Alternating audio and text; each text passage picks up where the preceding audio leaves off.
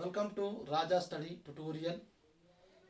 మన ఛానల్ ద్వారా ఈరోజు డిఎస్సి అలాగే టెట్కు సంబంధించినటువంటి 6వ తరగతిలోని పటాల అధ్యయనం పటాల అధ్యయనం గురించి మనం తెలుసుకోవడం జరుగుతుంది. పటాల అధ్యయనం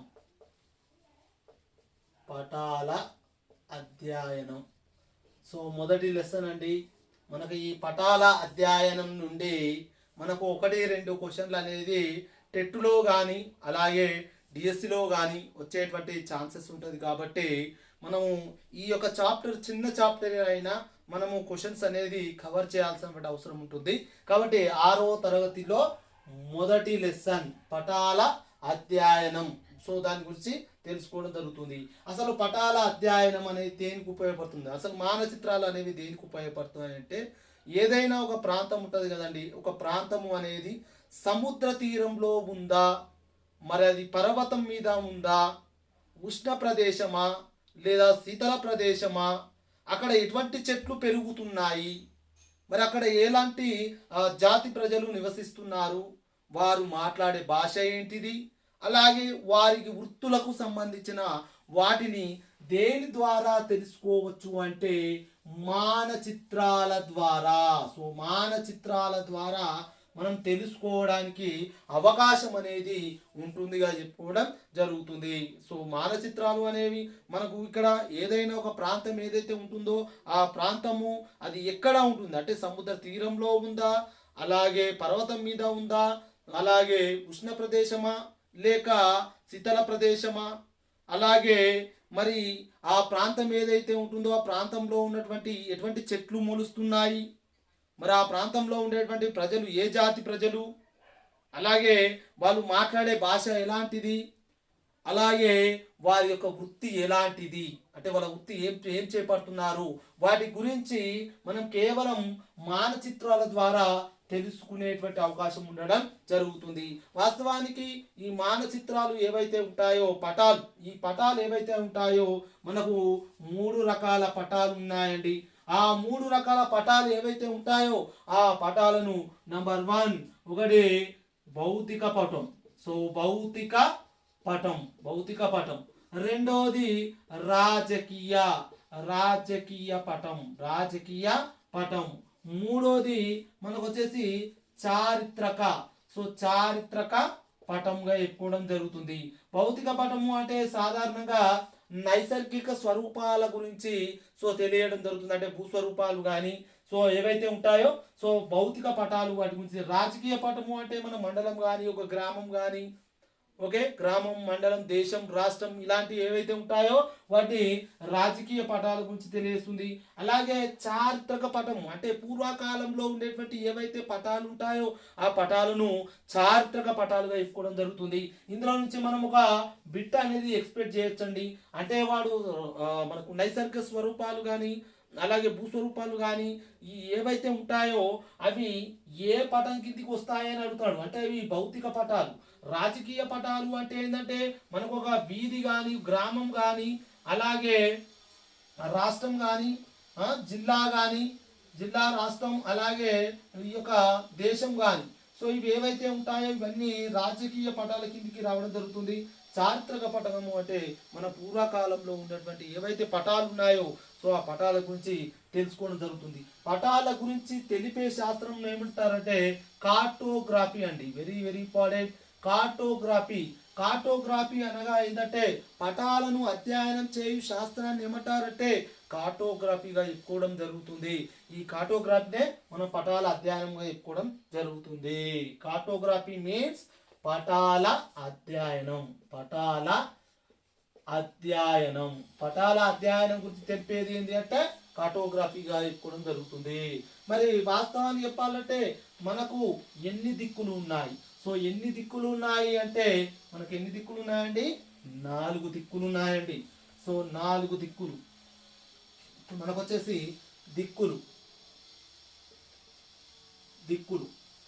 వచ్చేసి ఒక వ్యక్తి తూర్పుకు అభిముఖంగా నిలబడితే ఒక వ్యక్తి ఇక్కడ మనకు సూర్యోదయం అవుతుందండి. సూర్యోదయం అవుతుండగా ఒక వ్యక్తి ఈ విధంగా ఎదురుగా నిలబడడం జరిగింది. సో ఎదురుగా నిలబడినటువంటి వ్యక్తి ఎవరైతే ఉంటారో ఈ ఎదురుగా నిలబడింది ఇక్కడ మనం ఏమనుకోవచ్చండి, తూర్పుగా నిలబడ్డాడు. తూర్పుగా నిలబడినటువంటి వ్యక్తి అంటే ఇతనికి రైట్, అంటే ఇతనికి కుడి వైపున మనకు ఏ భాగంగా చెప్పుకోవచ్చండి, దక్షిణం. కుడి వైపున ఉండేది దక్షిణం. సో ఇతనికి ఎడమ వైపున ఉండేది ఉత్తరం. సో అతనికి వెనుక భాగంలో ఉండేది పడమరగా చెప్పుకోవడం జరుగుతుంది.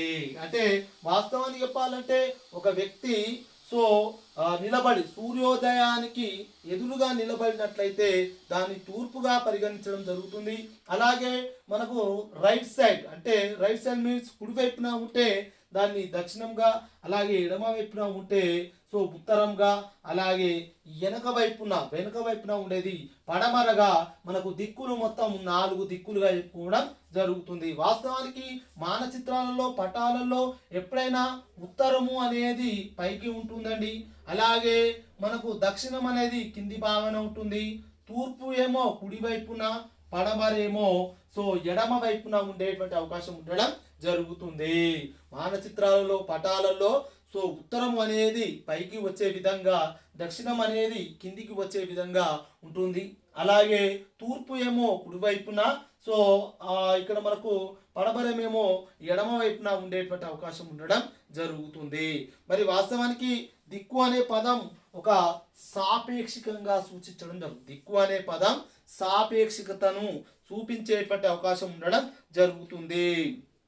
మరి భూమిపైనటువంటి వాస్తవ దూరాలు ఏవైతే ఉంటాయో ఆ వాస్తవ దూరాలను సో ఏం చేస్తారండి, సో తగ్గించి చూపించేటువంటి అవకాశం ఉంటుంది. భూమిపైన ఉన్నటువంటి వాస్తవ దూరాలను తగ్గించి చూపించడం జరుగుతుంది. వాస్తవానికి చెప్పాలంటే మనము స్కేల్ రూపంలో చూపించడం జరుగుతుంది. స్కేలు ఏదైతే ఉంటుందో ఆ స్కేల్ రూపంలో మనం చూపించేటువంటి అవకాశం ఉండడం జరుగుతుంది.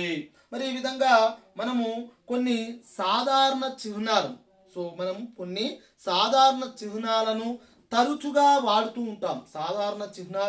తరచుగా వాడుతుంటాము. కాబట్టి దానిని మనం ఏమంటారంటే సాంప్రదాయ చిహ్నాలు. సో గతంలో అడిగిందన కొన్ని సాధారణ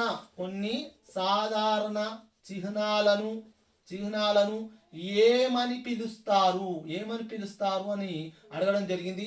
వీటిని మనం ఏమంటారంటే సాంప్రదాయ చిహ్నాలుగా పిలవడం జరుగుతుంది. కొన్ని సాధారణ చిహ్నాలను ఏమని పిలుస్తారు అని అంటే సాంప్రదాయ చిహ్నాలుగా చెప్పుకోవడం జరుగుతుంది. మరి ఇక్కడ చూసుకున్నట్లయితే మనకు కొన్ని గుర్తులు ఉంటాయండి. సో గుర్తులు కూడా గతంలో అడగడం జరిగింది. సూచికలు, వీటిని గుర్తులను సూచికలు అంటారు. మన సూచికలు ఏంటి అనేది మనం చూసుకున్నట్లయితే సూచికలు 6వ తరగతిలోని మొదటి పాఠ్యాంశంలో మనకు పటాల అధ్యయనం గురించి తెలుసుకోవడం జరుగుతుంది. కాబట్టి సో ఈ పటాల గురించి ఇందులో సూచికలు అంటే మనకు ఇక్కడ పటాలకు సంబంధించిందన మనకు మొదటగా చూసినట్లయితే మనకు ఈ విధంగా ఉంటే మనకు చెట్టుగా చెప్పుకోవడం జరుగుతుంది. చెట్టుగా చెప్పుకోవడం జరుగుతుంది. తర్వాత మనకు ఈ విధంగా ఉంటే మనకు చెరువు, మన ఊర్లో ఉండేటువంటి చెరువుగా చెప్పుకోవడం జరుగుతుంది. అలాగే మనకు ఈ విధంగా ఉంటే దీన్ని మట్టి రోడ్, గతంలో అడిగిందనా ఈ విధంగా ఇచ్చిండు, మట్టి రోడ్గా చెప్పుకోవడం జరుగుతుంది. ఈ విధంగా ఉంటే ఏంటంటే తారు రోడ్. ఈ విధంగా డివైడ్ అయి ఉంటేనేమో మట్టి రోడ్. సో ఈ విధంగా ఒకటే స్ట్రైట్ లైన్స్లో ఉంటే తార్ రోడ్గా చెప్పుకోవడం జరుగుతుంది. అలాగే మనకు ఇక్కడ ఈ విధంగా ఉంటే మీటర్ గేజ్ రైల్వే మార్గం. మీటర్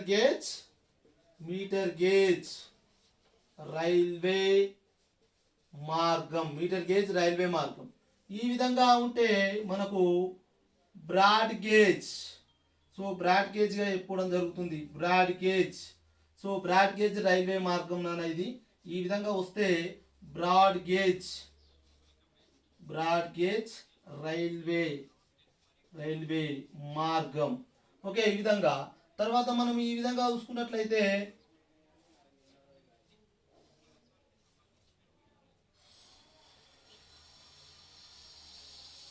ఈ విధంగా చూసుకున్నట్లయితే ఈ పైన సింబల్ ఈ విధంగా ఉంటే మనకు మసీదుగా చెప్పుకోవడం జరుగుతుంది. అలాగే ఈ విధంగా ఉంటే పైన ఈ విధంగా ఉంటే చర్చిగా చెప్పుకోవడం జరుగుతుంది. అలాగే సో ఈ విధంగా ఉంటే ఈ విధంగా ఉంటే ఈ విధంగా ఉంటే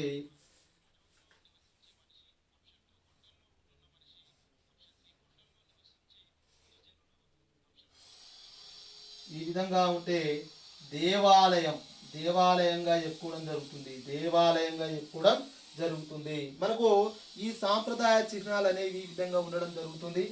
కాబట్టి సో ఇక్కడ మనకు